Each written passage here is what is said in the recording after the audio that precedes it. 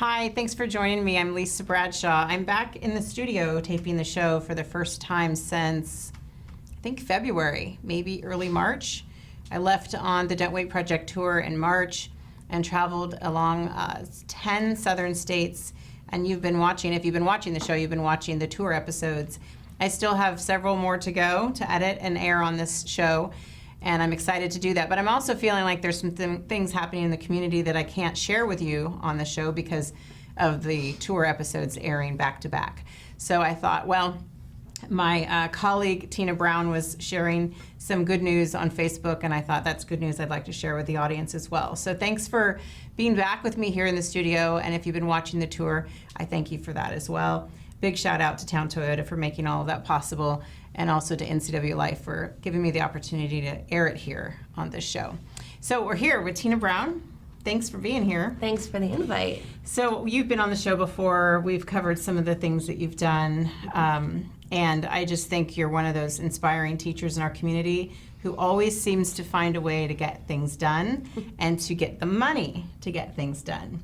So you don't have to tell us all our secrets about how you do that, but I do want to share the most recent good news that you shared with us. So welcome Tina Brown. She is a teacher at Lincoln Elementary. What grade? I teach 5th grade. 5th grade. Okay, so tell us about what's coming up pretty soon here. Well, I'm very excited. In January, I'm going to be able to take the 5th graders at Lincoln. We have approximately 90 students, and we are going to have a 3-day, 2-night STEM winter adventure at the YMCA camp at Lake Wenatchee. We're going to head out there in January when you get the most snow, and I'm super excited about it. It was made possible by the Stronger School grant that is offered by the Community Foundation. They've been a strong supporter of my STEM work and just thrilled that they're willing to give me the opportunity to do this project.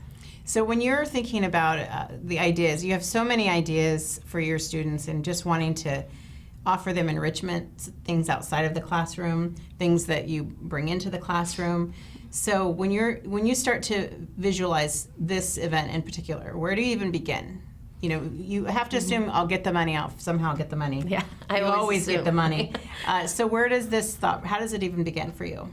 For me, my top priority in teaching these kids is to get them outside and apply what they're learning in the classroom. And for some students, it is that application, but for many of them, it's just the simple experience of it in itself.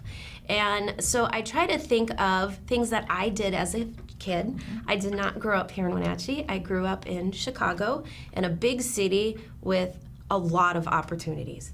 And so when I'm thinking about what my students are feeling, what they're sharing with me as far as their interests, I try to find something within our community that I can take them to. I want to get them out of their 4 walls of a classroom and not only give them an education experience, but provide them with an experience that perhaps some families can't do for their children at this time.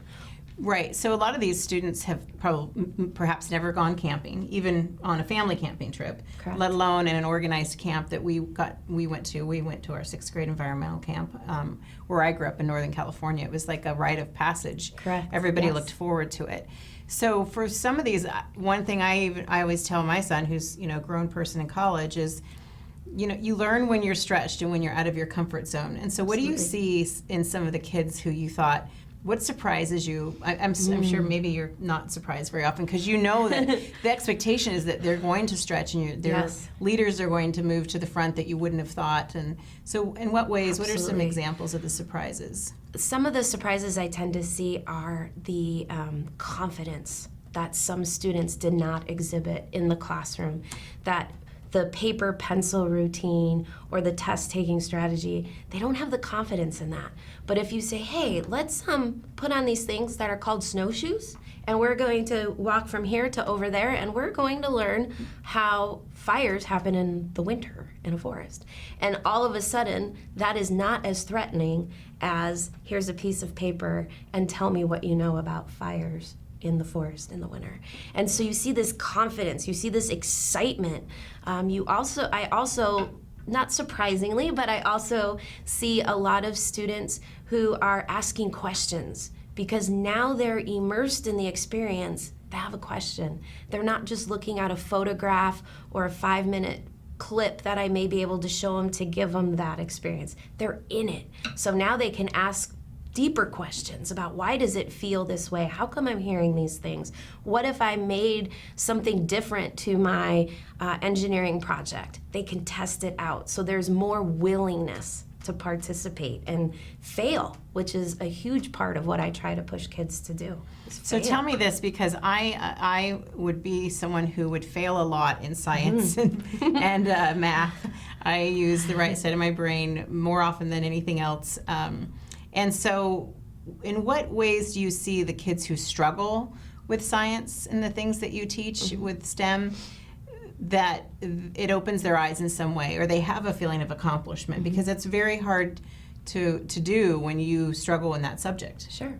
Well, kids at all ages, especially at the elementary age, need to be kinesthetic. They need to touch, they need to feel, they need to play. That's how they experience things. And when you take kids and you put them in a situation where there's a ton of snow, and they have their snow gear on, and they can't walk because we're talking 2 feet of snow, they quickly adapt.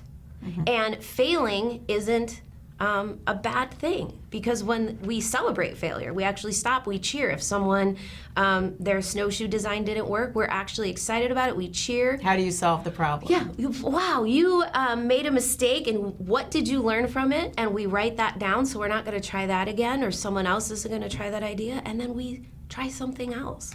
And again, having that ability to physically test it out, or to be immersed in it, or to look at a snowflake because you're out in the snow, or to build a shelter and know that you can sit inside of it safely. I can't do those kinds of things in my classroom.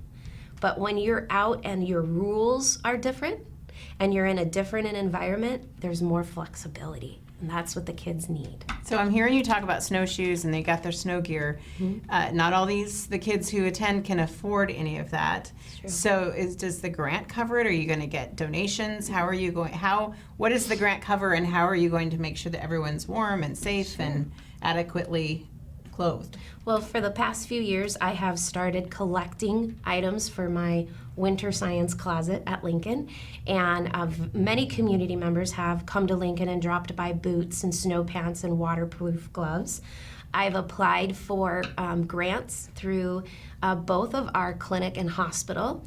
They will provide some funding for health-related activities, and so I've been able to purchase sets of snow pants to have as well. I currently have a Donors Choose project, donorchoose.org, where I'm looking to now be able to get a set of 8 boots and a set of 8 waterproof gloves. This will be the 5th year that I've done some sort of winter project, and our gear is starting to show wear, especially our boots. So between our local hospitals and clinic, and between Donors Choose and word of mouth, it's amazing. I walk into the main office and I get, someone saw or told them about something they saw on Facebook, and they dropped off 5 pairs of snow boots that they found at Goodwill.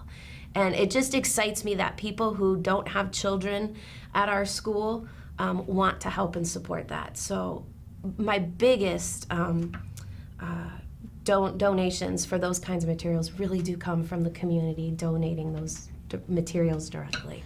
So now, for people who are watching or wondering how they can help, just be super specific about how they would go about making sure that their donation counts. Sure.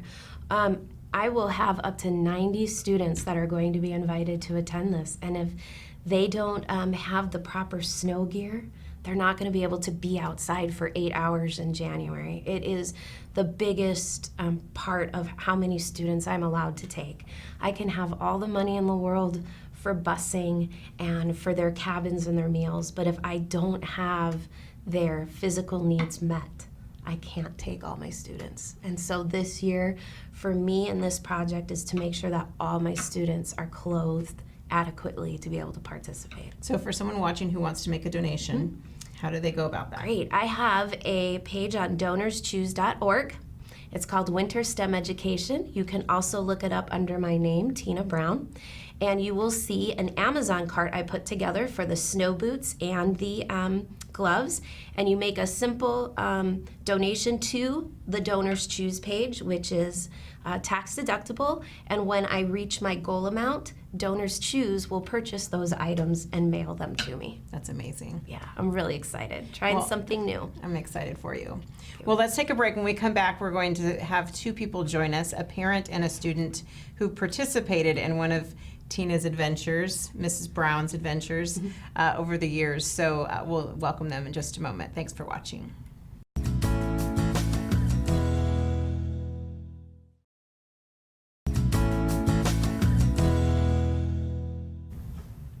Hi, we're back. I'm Lisa Bradshaw. Thanks for watching the show. We've been spending time with teacher Tina Brown. She's a teacher at Lincoln Elementary, and she is a force. She always seems to find a way to get her students outside of the classroom, experiencing the things that they have in the classroom and applying it outside of the classroom. And she always finds the money and finds a way to make it happen, and she's an inspiration, and I'm just excited to have her here today. Now joining us, along with Tina, is Ramon. He is a father of one of the students who've participated in your extraordinary adventures. So thanks for being here. Yep, it's a pleasure to be here. So tell us about, or either one of you, tell us about which event you participated in. Well, I think I participated in the winter camp, the YMCA, this last winter. It was a great learning experience for the children, for myself as well. It was a lot of fun. They actually did they split us up into multiple groups. Everybody was sharing all their information. There was quite a bit of projects going on throughout the time that we stayed there. Overall, it was just a great learning experience for the children and myself as well. What was it like watching the children participating? Did you have your son there, and that's why you're there, but I guess you get your eyes kind of open to the possibilities as well? Yeah, they definitely did. Just the way everybody interacted, and what was your role there? What did you do as a volunteer? I actually took on a cabin with 4 children, including mine. It's a great big sleepover, isn't it? Yeah, it is. So Tina, when you're looking for parent volunteers, is it hard to come up with them? It's a couple days trip, or how do you go about that? Yeah, it's for an experience like this, to ask a parent or a family member of a student to take 3 days off of work and then commit to spending 2 nights in a cabin with up to 7 children that they may not necessarily know can be a difficult challenge. What I have found is that I really don't have to ask. Once I present the project to parents of what I would like to do, they come to me and say, hey, I really want to go. Or I can take time off work. I'd love to do that. We had a couple of parents who could come during the day, but because of younger children needed to be home at night. And I said, great, come, because we could help, have you work with the group so that we could give our full-time volunteers who were there for 3 days and 2 nights a little bit of a break as well. But I don't have to beg. I just parents will come to me, or I will have students who say, that's something I'd really like my dad to do with me. Can I ask him? And so I will get students as well who will encourage their family members to join us. So Ramon, when you're, we're going to have Benji on, your son, here in just a little bit, but just in case, I wanted to know your point of view, like once you came home and you guys wrapped up your time and your camping, what were some of the things that he shared? What was some of the lasting impressions that you remember? Being able to hang out with his classmates. Outside of school. And being able to learn outside of school. And then, there was quite a bit of participation. I kind of put him ahead of the group to help out and everything, so he kind of took that role of this responsibility. He was wanting to do something like that again, and then the future, which was, not a bad thing, because there was a lot of involvement So when he came home, he was talking about the projects that they did there, all the activities, and then just the free time that they also had to hang out with each other and the rest of the groups and just share all their information. I bet it was nice for you as a parent to have participated in all of these things with him. You know, you probably have a much better, obviously, idea of the impact it had because you were there experiencing it with him Yeah. instead of hearing it secondhand. Yeah. So when you're selecting volunteers, what's the criteria you're looking for? Well, Could somebody in the community volunteer to go even if they weren't a parent? Is that allowed? Absolutely, Okay. absolutely. The school district has one criteria, and that is to fill out their volunteer form online, which gives the school district permission to do a background check to make sure that the person who wants to volunteer fits the school district's criteria of a volunteer. After that, it's a matter of if I have space, and let me tell you, I always have space, and if I don't, I make up a whole nother activity or group family members up, because if the more community members I can get, the better. This last experience, we had the STEM director from the regional library join us. We had local artists join us. Another volunteer was a gentleman who works with forest safety and avalanche control. We had the Fire Coalition come join us, and all of those individuals came and reached out and said, I want to help, I want to be a part of it, and just following the channels of the school district to make sure they pass the volunteer background check is all it takes. I bet it's hard for Benji to leave and go on to the next school and leave Mrs. Brown. Is he? Oh, definitely. Is he? I was going to ask too, when you were talking about how you had him in a leadership role when you at the camp, is that something that you've seen him do before, or do you feel like he kind of stepped up in a different way you hadn't seen? I mean, it's something he's done before, but he definitely stepped up when I provided him with that role. So once we got there, I told him, you know, if there's anything going on, if you guys want to join the other groups or anything, just let me know ahead of time before you guys just take off and wander off, because we are out here in the outdoors in the winter. So I don't want anybody to get lost. No. Not before they learn how to build a shelter, at least, right? That's true. Well, thank you so much for being on the show and sharing your experience with us. Yep, definitely. When we come back, we're going to welcome Benji on the show. He's never been on television, so it's a first. And I'm excited to have him. We'll be back in just a moment.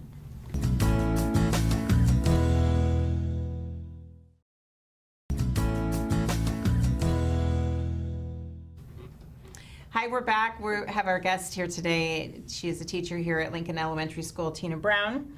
I've had her on the show before, and I've also visited her events on the show, taking the show on the road, like you do with your classes, right? Yes, absolutely. And now joining us is Benji. You're a former student of Mrs. Brown, so you are off to middle school now, right? Yeah. How was your first week at middle school? Good.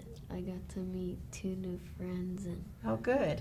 You've already made a couple new friends. Mhm. You're going to want to speak up a little bit so everybody Okay. can hear you. There you go. Yeah. It's your first time on television? yeah. Well, you look sharp. Blue is a good color for school. I mean, for TV. See, I School make too. mistakes too. School too. So we're here to talk about, you went on the camping adventure last year. Your dad was a volunteer. We talked to him a moment ago.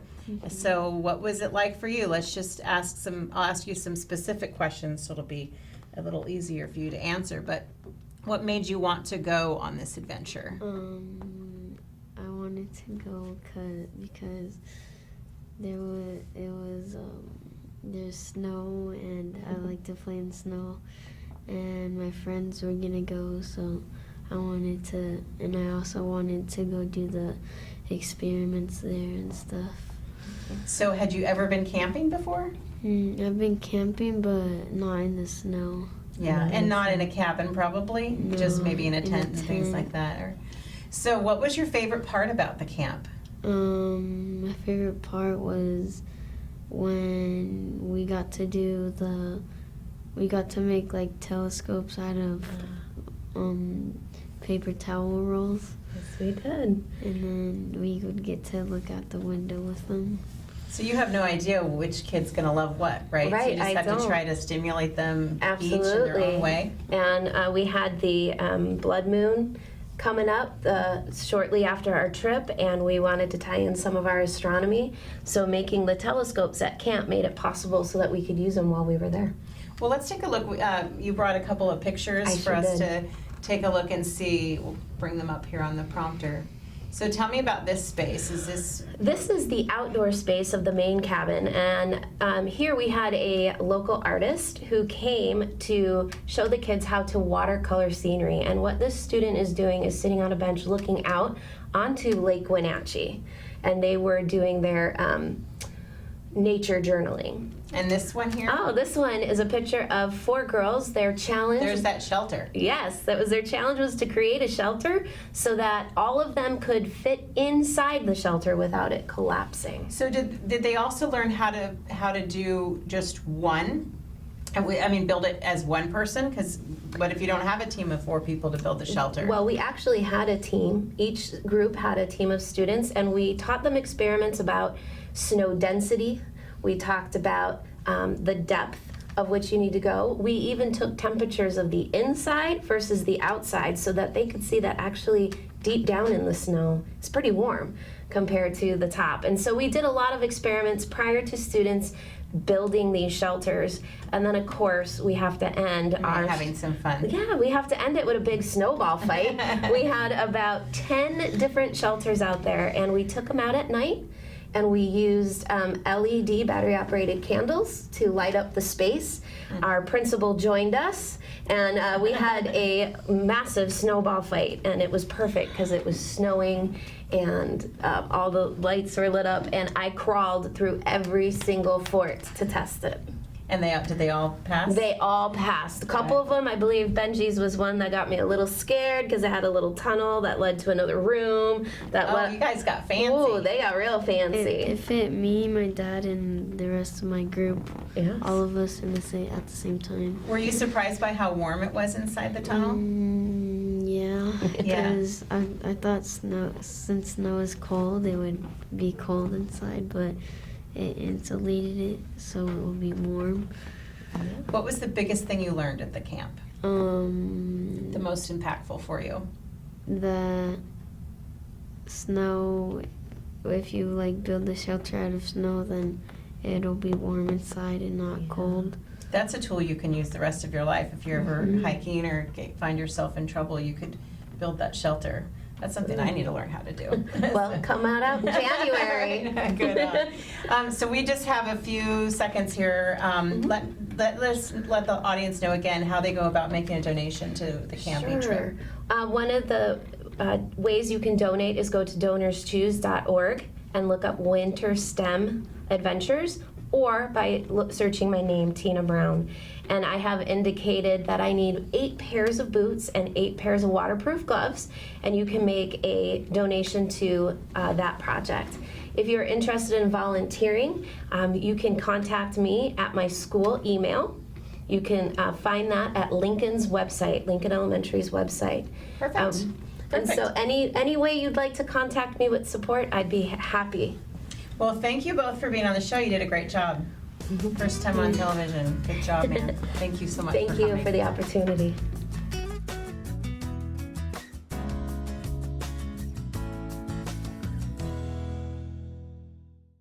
You know, what I like to tell people about Cheap Fitness is you'll never get bored here and you'll never be judged. My top priority is making sure people feel welcome here, no matter your age, experience, or ability. The majority of new people that come through our door, they've never even put on a boxing glove. That's why our staff is here to help you and show you through the ropes. It's hugely empowering. I mean, you walk out and you feel like you've accomplished something. The Toyota RAV4 is the best-selling SUV in its class. The legendary RAV4 started selling in 1994 as Toyota's first compact SUV. In addition to the gas-engine RAV4, Toyota is the only brand offering 4 hybrid trim levels. Its cabin serves up a sleek design, and rear seat passengers enjoy plenty of room. Come test drive a RAV4 at Town Toyota today. The best-selling SUV just got better.